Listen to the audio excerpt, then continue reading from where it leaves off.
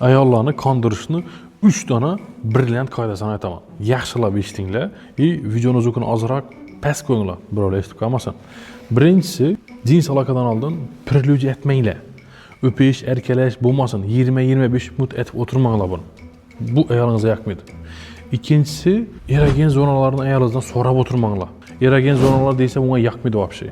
Uchinchisi, aloqa chekmisiz, yalingdan shu potir-putur davay yot deb aloqani tapur-tupur qilinglar, yarim minutda bo'shaninglar, tamom. Aslan deb beravanglar keyin.